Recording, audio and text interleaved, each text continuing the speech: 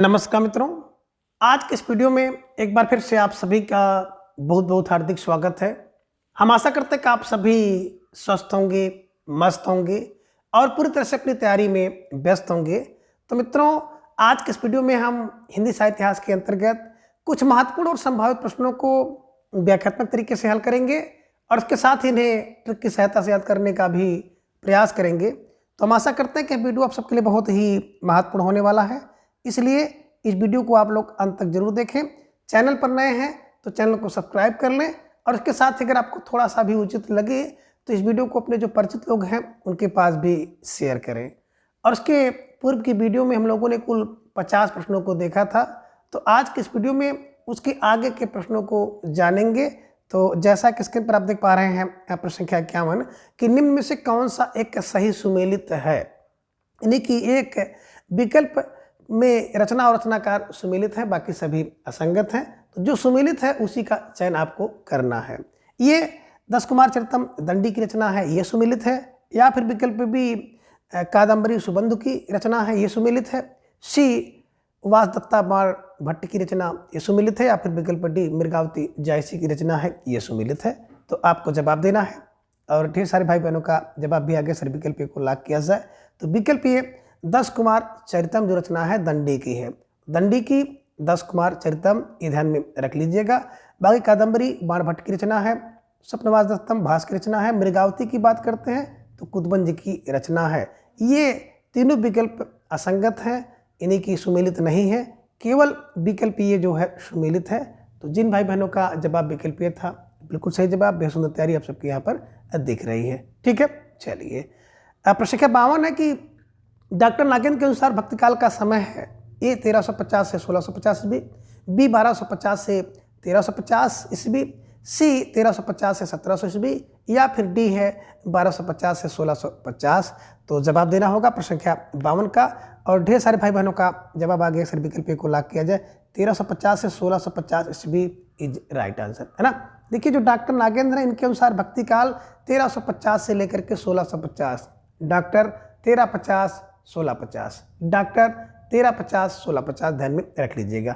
ठीक है, चलिए प्रश्न संख्या 53 है कि राधा वल्लभी संप्रदाय के आचार्य का नाम है, ये स्वामी हितहरबंस, बी शंकराचार्य, सी विष्णु स्वामी, या फिर विकल्प डी रामानुजाचार्य। अब आपको जवाब देना है प्रश्न संख्या 53 का। तो ढेर सारे भाई बहनों का जवाब आ गया कि स्वामी हितहरबंस इज राइट आंसर, है ना। देखिए, हितहरबंस, हर वंश का हित कौन करते हैं, तो आपको मैंने क्लू बताया था ना कि राधा के वल्लभ, तो राधा वल्लभ हित करते हैं हर वंश का। हर वंश का हित कौन करता है, राधा वल्लभ। तो राधा वल्लभ का मतलब हो गया राधा वल्लभ संप्रदाय, और राधा वल्लभी संप्रदाय उसी को कहते हैं। आचार्य कौन है, स्वामी हितहरबंस, ध्यान में रख लीजिएगा। ठीक है, अब प्रश्न संख्या 54 है कि सुमेलित कीजिए। सूची 1 में आप देख रहे हैं कि संप्रदाय, और सूची 2 में देख रहे हैं उसके प्रवर्तक, तो उसी को आपको मिलाना है और नीचे आपको कूट भी दिखाई दे रहा है, तो कूट के हिसाब से आपको सही करना होगा। थोड़ा सा सोच समझकर विचार करके इस प्रश्न का जवाब आपको देना होगा। एक ही बात करते हैं तो राधा वल्लभ संप्रदाय, है ना, आपने देखा कि वल्लभाचार्य, सखी में देखा आपने हितहरिवंश, निम्बार्क के सामने आपने निम्बार्काचार्य देखा, और वल्लभ संप्रदाय के सामने स्वामी हरिदास को देखा है। तो इसको अगर देखेंगे ना तो राधा वल्लभ क्या करते हैं, हित करते हैं किसका, बोले हरवंश का। तो स्वामी हित हरवंश का राधा वल्लभ, ये का दो आपको मिल गया विकल्प में, है ना, ये आपने देखा। सखी, सखी को आपने देखिए सखी हरिदासी, है ना, सखी संप्रदाय को हरिदासी संप्रदाय कहते हैं। इसी को टट्टी लगा के रहते थे, टाटी लगा के टट्टी संप्रदाय भी कहते हैं, और हरिदासी संप्रदाय भी इसी को कहते हैं। तो ये ध्यान में रखिएगा। बी का 4 बिल्कुल मिल गया। और निम्बार्क, बिल्कुल निम्बार्काचार्य द्वारा, निम्बार्क संप्रदाय निम्बार्काचार्य द्वारा, और वल्लभ रुद्र शुद्ध वल्लभ है, तो रुद्र शुद्ध वल्लभ है, ध्यान में रखिएगा। रुद्र और शुद्ध संप्रदाय, वल्लभ वल्लभाचार्य, ध्यान में रख लीजिएगा। तो जिन भाई बहनों का जवाब जो है विकल्प ये था, आप बिल्कुल सही जवाब। अब बेहद सुंदर तैयारी आप सबके यहाँ पर दिख रही है ना। इसको इसी क्लू से आपको याद करना है कि हित हरवंश, है ना, राधा के वल्लभ हित करते हैं हरवंश का। सखी हरिदासी, है ना, हरिदास, ध्यान में रखिएगा। निम्बार्क का निम्बार्काचार्य, और वल्लभ संप्रदाय का वल्लभाचार्य। ठीक है, चलिए प्रश्न संख्या 55 है कि सुमेलित कीजिए। थोड़ा सा सोच समझ कर आपको सम्मिलित करना होगा। सूची 1 में ग्रंथ है, सूची 2 में उसके रचयिता हैं और नीचे आपको कूट भी दिख रहा होगा। एक की बात करें तो 84 वैष्णव की वार्ता नाभादास सामने है, भक्तमाल के सामने यदुनाथ हैं, बल्लभ दिग्विजय के सामने बल्लभाचार्य हैं और अड़ुभाष के सामने जो है गोकुल दास हैं। ये ध्यान में रख लीजिएगा। अब बात करते हैं, तो मैंने आपको बताया था ना कि गोकुलनाथ है, गोकुलदास की 84-200 वैष्णव बात है। कुल गो कितने हैं? बोले कुल गोल तो 84-252 है। एक तो 84 वैष्णव की वार्ता और दूसरी की रचना वैष्णव 252 वैष्णव की वार्ता। ये ध्यान में रखिएगा, है ना। भक्तमाल नाभा का, है ना, भक्तमाल नाभा का, तो भक्तमाल नाभा का। और अपनी लोगों में से एक लोगों ने ट्रिक बताई थी, शायद अमित जी ने बताई थी कि भक्त का माल नभ में रहता है। आनंद जी ने या अमित जी ने बताया था। तो भक्त का माल नभ में रहता है, ये भी ध्यान में आप रख लीजिएगा, ठीक है। आगे बल्लभ दिग्विजय, है ना, बल्लभ दिग्विजय यदुनाथ करते हैं और अणु का भास बल्लभाचार्य का है। तो इसको अब मिलाएंगे तो ए का 4 देख लीजिए, बिल्कुल विकल्प सी में आपको मिला। बी का 1 मिल गया, सी का देखेंगे तो 2 और डी का 3, ठीक है ना। तो जिन भाई बहनों का जो जवाब विकल्प सी था, अब बिल्कुल सही जवाब, बेहद सुंदर तैयारी आप सबके यहाँ पर दिख रही है। निश्चित रूप से आप सबको जो है इन प्रश्नों को सोच समझ करके हल करना चाहिए, ठीक है। चलिए, प्रश्न संख्या 56 प्यारा सा प्रश्न है और आपके स्क्रीन पर आ गया कि काहे को गोपीनाथ कहावत पंक्ति किसकी है? काहे को गोपीनाथ कहावत पंक्ति किसकी है? ये परमानंद दास, बी सूरदास, सी नंददास या फिर विकल्प डी गोविंद स्वामी। तो ढेर सारे भाई बहनों का जवाब आ गया, अक्सर विकल्प बी को लॉक किया जाए। विकल्प B Surdas is right answer, है ना। काहे को गोपीनाथ कहावत? सूरदास, है ना। और गोपियों का नाथ कौन है? ध्यान में रख लीजिएगा, है ना, श्री कृष्ण है, सूर है। तो काहे को गोपीनाथ कहावत? सूरदास की रचना है। प्रश्न संख्या 57 है कि रहीरास साहिब किसकी रचना है? ए गुरु नानक, बी कबीरदास, सी सूरदास या फिर विकल्प डी तुलसीदास। तो प्रश्न संख्या 57 का जवाब भी बड़ी तेजी के साथ आप सबने दे दिया कि सर जो है प्रश्न संख्या 57 का विकल्प ए को लॉक किया जाए, Guru Nanak is right answer, है ना। इनकी रचना है ना, ये गुरु नानक की रचना है। रहीरास, सोहिला, नसीहतनामा, जापुजी, आस, दीवार, ये ध्यान में रखिएगा, ठीक है। चलिए, तो जिन भाई बहनों का जवाब विकल्प ये था, बिल्कुल सही जवाब, बेहद सुंदर तैयारी आप सबके यहाँ पर दिख रही है। प्रश्न संख्या 58 है कि निम्न में से कौन एक रामानंद के शिष्य हैं? इनमें आपको जवाब देना प्रश्न संख्या 58 में कि कौन से एक है जो कि रामानंद के शिष्य हैं। तो एक शिष्य है रामानंद के, ए कबीर, बी चतुर्भुजदास, सी सूरदास या फिर विकल्प डी तुलसीदास। तो बिल्कुल विकल्प ए कबीरदास इज राइट आंसर, है ना। कबीरदास जी के गुरु जी का नाम था रामानंद, ठीक है। चलिए, प्रश्न संख्या 59 है कि रामचंद्र शुक्ल ने कबीर की भाषा को क्या कहा है? और इसकी चर्चा इसके पहले भी हो चुकी है कि रामचंद्र शुक्ल ने कबीर की भाषा को क्या कहा है। ये पूर्वी भाषा, भी भोजपुरी, सी अवधी या फिर विकल्प डी सदुकड़ी।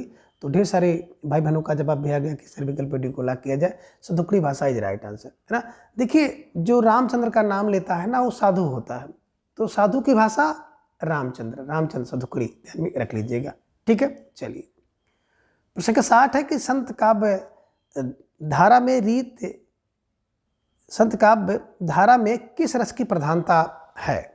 ये शांत, विश्रृंगार, शिविर या फिर विकल्प डी करुण। तो ढेर सारे भाई बहनों का जवाब भी आ गया, सर विकल्प को लॉक किया जाए, शांत रस की प्रधानता होती है। संत काव्य धारा में विकल्प शांत रस की प्रधानता होती है, ध्यान में रखिएगा, ठीक है। चलिए, प्रश्न संख्या 61 है कि ढाई आखर प्रेम का पढ़े सो पंडित होए पंक्ति किसकी है?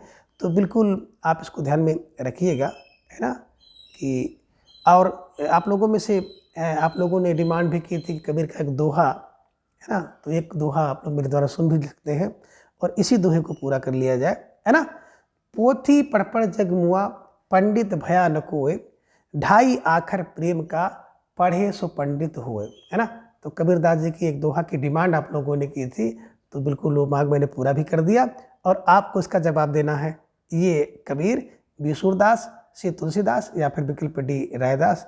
तो इसका तो उत्तर ही लीक हो गया था, विकल्प ए कबीरदास इज राइट आंसर, ठीक है।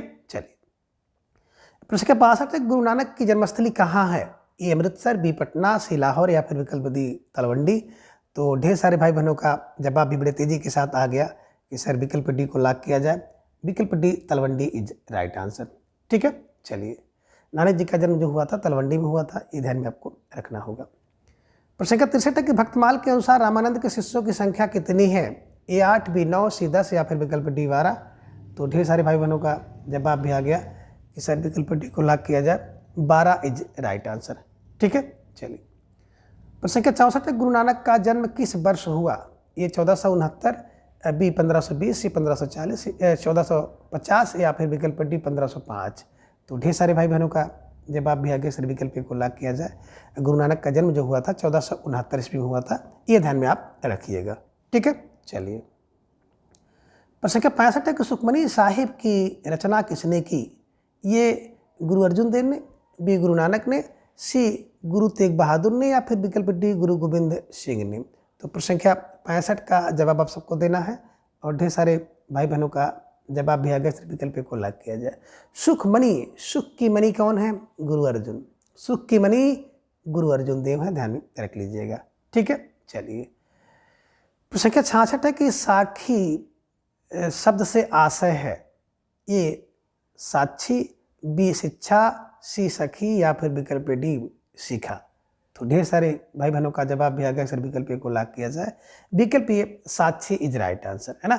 जो साखी शब्द है इसका तत्सम रूप होता है साक्षी, है ना। और कबीरदास जी की एक रचना है जिसका नाम है बीजक। बीजक के 3 भाग है, साखी, शबद, रमैनी। साखी दोहा में है, शबद पद में है और रमैनी दोहा और चौपाई दोनों में है, ध्यान में रखिएगा। ठीक है, चलिए। प्रश्न संख्या 67 है कि आखिरी कलाम, यहाँ पे इसको कर लीजिए आखिरी कलाम। आखिरी कलाम किसकी रचना है? ये जायसी, बी सूरदास, से तुलसी या फिर विकल्प डी कबीरदास का।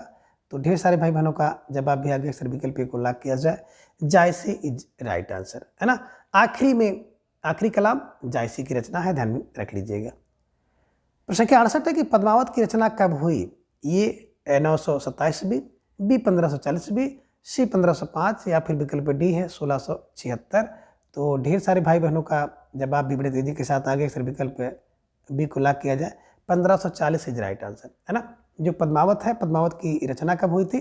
1540 में। किसने किया था? जायसी ने किया था, ये ध्यान में आप रखिएगा। ठीक है। अब प्रश्न संख्या 69 है कि उत्तर रामचरितमानस की रचना किसने की? है ना। तो उत्तर रामचरितम होना चाहिए, उत्तर रामचरितमानस नहीं होना चाहिए था, ध्यान में थोड़ा सा रख लीजिएगा। उत्तर रामचरितम है ना, मानस नहीं है। तो उत्तर रामचरितम की रचना किसने की? ये कालिदास, बी भवभूत, सी माघ या फिर विकल्प डी दंडी। तो ढेर सारे भाई बहनों का जवाब आ गया, अक्सर विकल्प बी को लॉक किया जाए, भवभूत इज राइट आंसर है ना। और मैंने आपको क्लू बताया है ना कि चरित्र की अनुभूति होती है, तो चरित्र की अनुभूति फार भवभूति, ध्यान में रख लीजिएगा। ठीक है, चलिए। प्रश्न संख्या 70 है कि प्रसन्न राघव के लेखक हैं? ये जयदेव, बी कालिदास, सी भवभूत या फिर विकल्प डी विश्वनाथ। तो ढेर सारे भाई बहनों का जवाब भी आ गया, सर विकल्प को लॉक किया जाए, जयदेव इज राइट आंसर है ना। प्रसन्न होते हैं राघव किससे? जयदेव से। जयदेव से प्रसन्न है राघव। और आप ये भी कह सकते हैं कि जब कोई व्यक्ति प्रसन्न होता है ना, राघव जी प्रसन्न हो जाते हैं, तो हम लोग कहते हैं जय देव की, जय देव की। ठीक है, चलिए। प्रश्न संख्या 71 है कि पद्मावत में पद्मावती किसका प्रतीक है?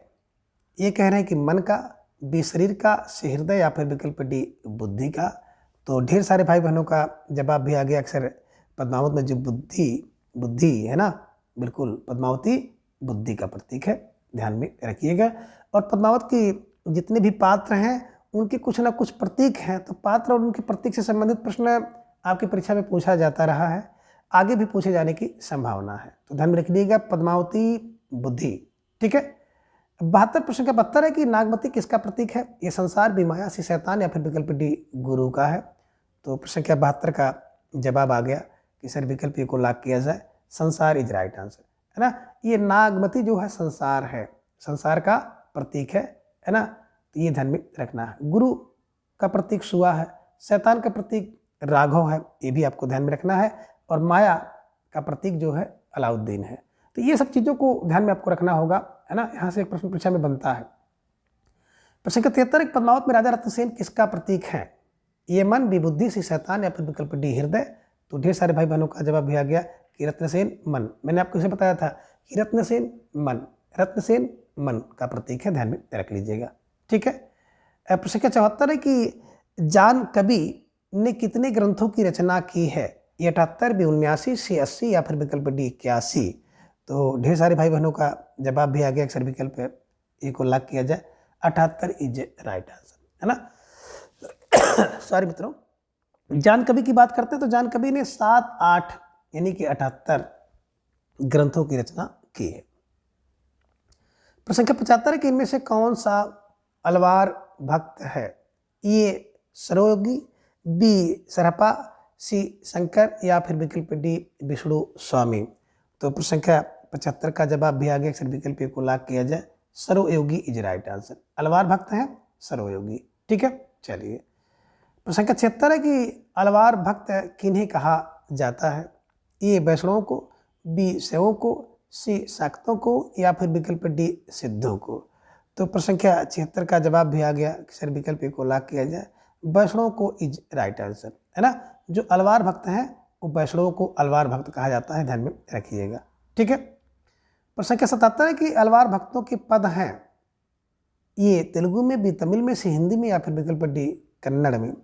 तो ढेर सारे भाई बहनों का जवाब भी तेजी के साथ आ गया, अक्सर विकल्प बी को लॉक किया जाए, विकल्प बी तमिल में इज राइट आंसर। प्रश्न संख्या 78 है कि दिव्य प्रबंधम किसके पदों का संकलन है? ये अलवार भक्त, बी रामानुजाचार्य, सी नयनार या फिर विकल्प डी रामानंद। तो प्रश्न संख्या 78 का जवाब भी आ गया, अक्सर विकल्प को लॉक किया जाए, अलवार भक्त इज राइट आंसर, है ना। देखिए जो दिव्य प्रबंध होता है ना वो अलवार करते हैं, ये ध्यान में रखिएगा। अब प्रश्न संख्या 79, थोड़ा सा आपको यहाँ पर है ना धूमिल दिख रहा होगा, बिल्कुल मैं बता दे रहा हूँ आपको कि शुद्धा द्वैत के प्रतिपादक हैं। शुद्धा द्वैत के प्रतिपादक हैं ए वल्लभाचार्य, बी मध्वाचार्य, सी निम्बार्काचार्य या फिर विकल्प डी आप देख रहे हैं यहाँ पे स्वामी हरदास और विकल्प ए विष्णु स्वामी। तो शुद्धा द्वैत के संप्रदाय के संस्थापक कौन हैं? आपको जवाब देना है और ढेर सारे भाई बहनों का जवाब भी आ गया, अक्सर विकल्प को लॉक किया जाए, है ना। शुद्ध द्वैत के वल्लभाचार्य हैं, ध्यान में रख लीजिएगा। वल्लभाचार्य नहीं मिलेंगे तो विकल्प ई को भी आप सही कर सकते हैं, विष्णु स्वामी को। ठीक है, तो फिलहाल विकल्प ये वल्लभाचार्य इज राइट आंसर। प्रश्न संख्या 80 है कि निम्न में से कौन सा सही सुमेलित नहीं है?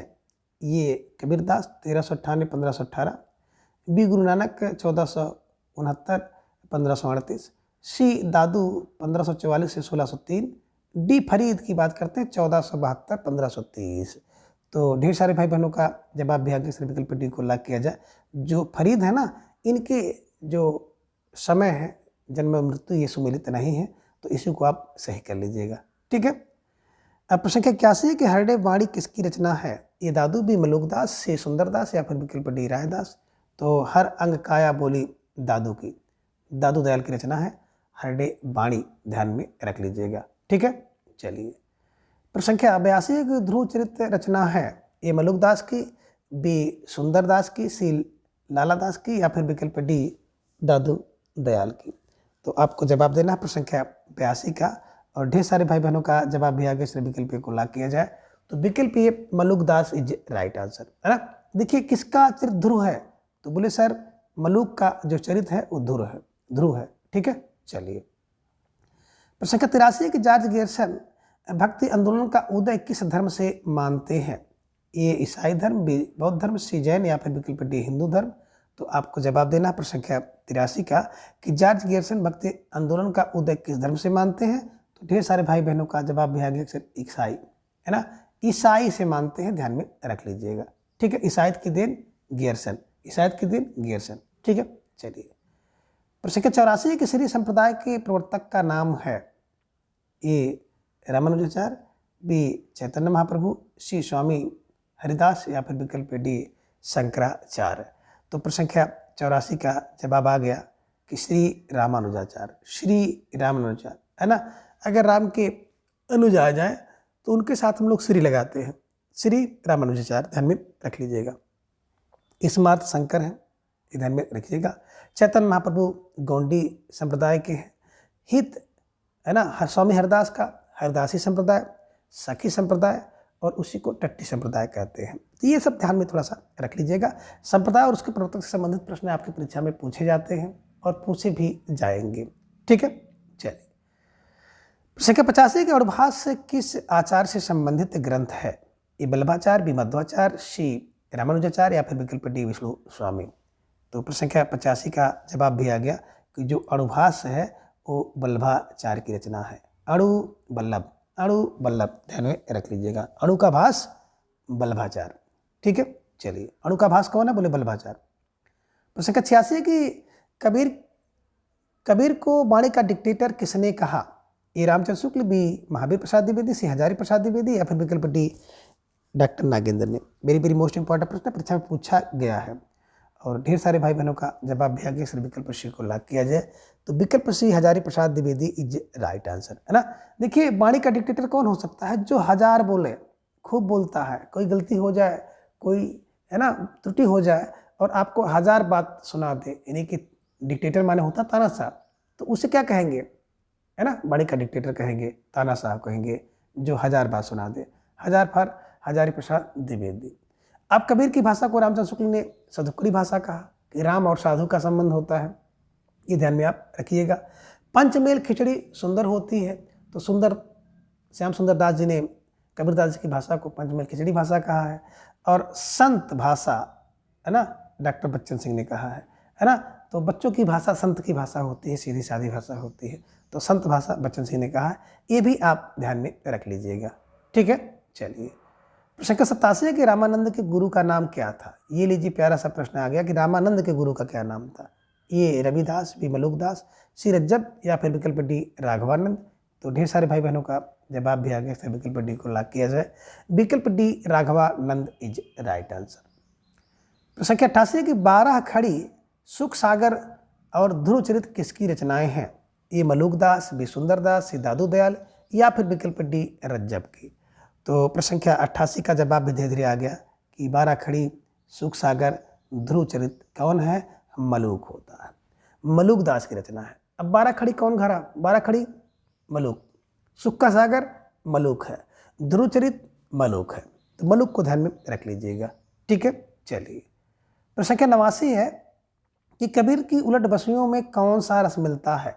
फिर देखिए, प्रश्न थोड़ा सा घुमा फिरा के फिर पूछ लिया, है ना। कबीर की उलट बस्तियों में कौन सा रस मिलता है? ये अद्भुत रस, बीबीएस से हास या फिर विकल्प डी करुण रस। तो ढेर सारे भाई बहनों का जवाब भी आ गया, सर विकल्प को लॉक किया जाए। अद्भुत रस इज राइट आंसर, है ना। देखिए, उलट बासी माने उल्टी बानी। अब उल्टी बानी क्या होती है? जब उल्टी बानी होगी, कोई कार्य उल्टा होगा, तो उसमें अद्भुत रस होता है। ये ध्यान में रखिएगा, है ना, ये ध्यान में रखिएगा। तो ध्यान में रखिएगा, विकल्प ये अद्भुत रस इज राइट आंसर। प्रश्न संख्या 90 की आस दीवार किस कवि की रचना है?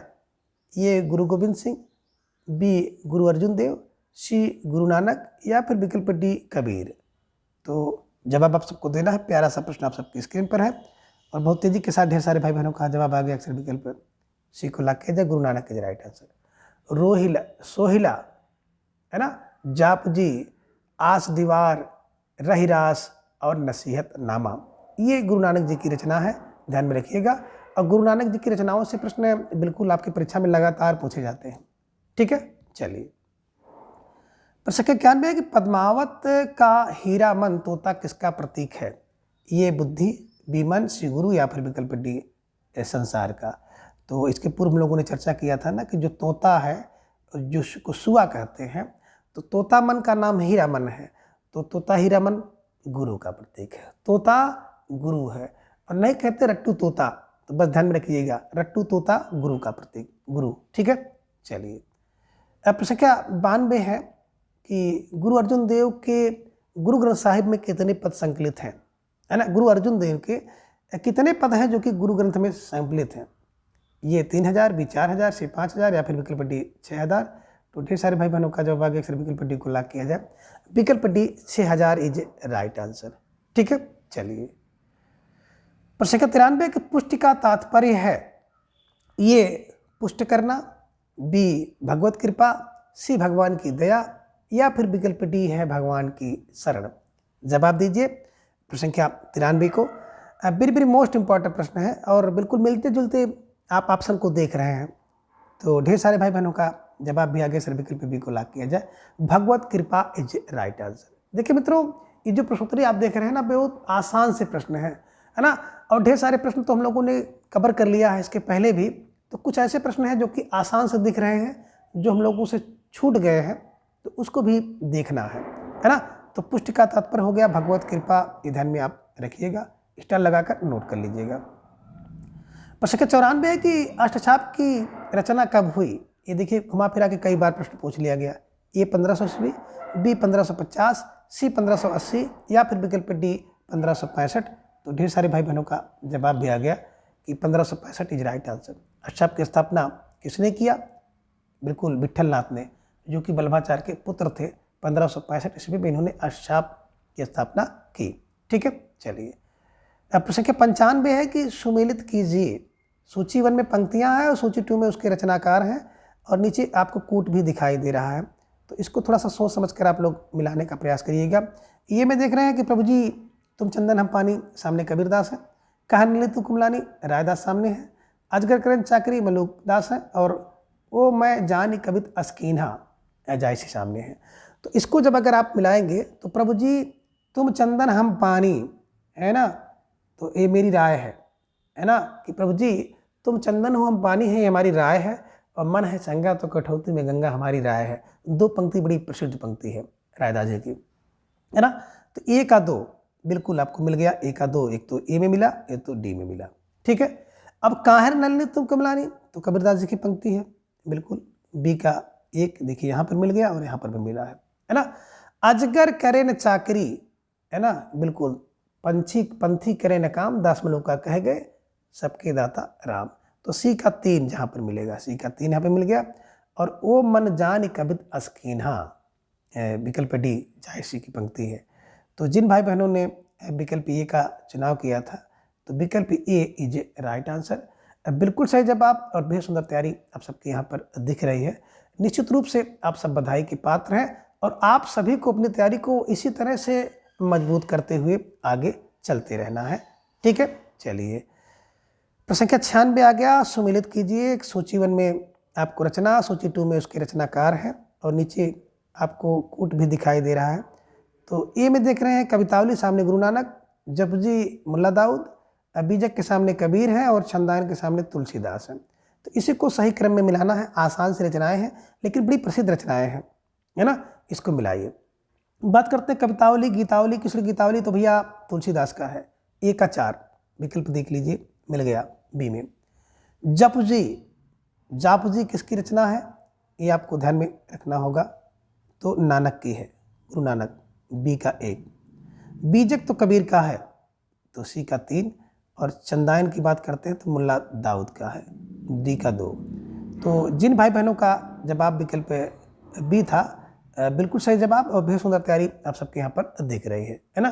तो कवितावली, गीतावली, कृष्ण गीतावली, बैराग संदीपनी, पार्वती मंगल, जानकी मंगल, रामचरितमानस, रामलला नेचु, है ना, बरवय रामायण और बैराग संदीपनी, ये सब ढेर सारी रचनाएं जो हैं तुलसीदास द्वारा लिखी गई हैं। ये ध्यान में आप रख लीजिएगा।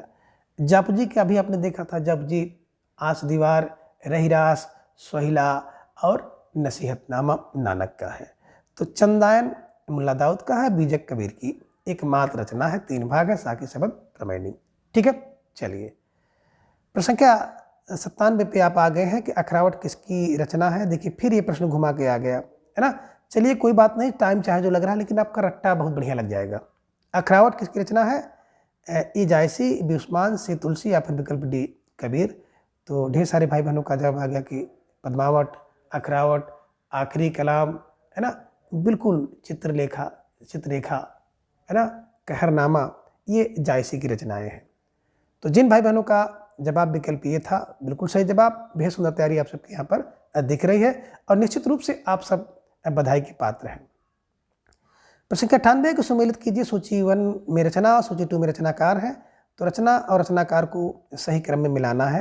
प्रसिद्ध रचनाएं हैं ये। रामचरितमानस है, सामने गंग है, बी में सुदामा, सामने तुलसीदास, बेली कृष्ण रुक्मणी, सामने आलम, और श्याम स्नेही पृथ्वी राज राठौड़ है। इसको मिलाएंगे तो सबसे पहले आपने देखा ए में रामचरितमानस, 2 में मिल गए आपको तुलसीदास, तो ए का 2 मिल गए बी में। सुदामा चरित्र की बात करते हैं तो सुदामा का चरित्र एक गंग जी ने भी किया है, तो गंग हो गए। अब आपने देखा कि बेल कृष्ण रुक्मिणी री, तो पृथ्वी है ना, ये पृथ्वी राज राठौर की रचना है, और श्याम की स्नेही आलम की रचना है ना। पूरा आलम जो है श्याम का स्नेही है, श्याम से प्रेम करता है, स्नेह करता है, लगाव करता है। कौन? पूरा आलम। तो श्याम स्नेही जो है आलम जी की रचना है, ध्यान में रख लीजिएगा, ठीक है।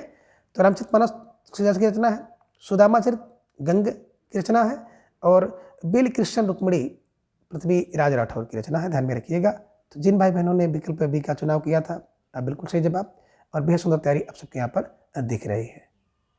अब प्रश्न संख्या 99 है कि अद्वैत वेदांत के प्रचारक हैं, ये शंकराचार्य, बी रामानुजाचार्य, सी गौतम बुद्ध, या फिर विकल्प डी महावीर।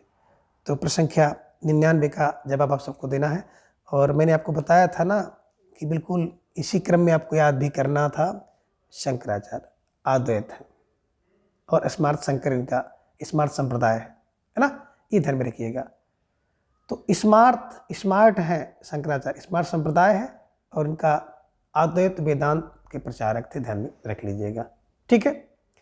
प्रश्न संख्या 100 है कि माता प्रसाद गुप्त ने किस ग्रंथ को लोर कथा कहा है? ए चंदायन, बी चित्रावली, सी हंस जवाहिर, या फिर विकल्प डी इंद्रावती।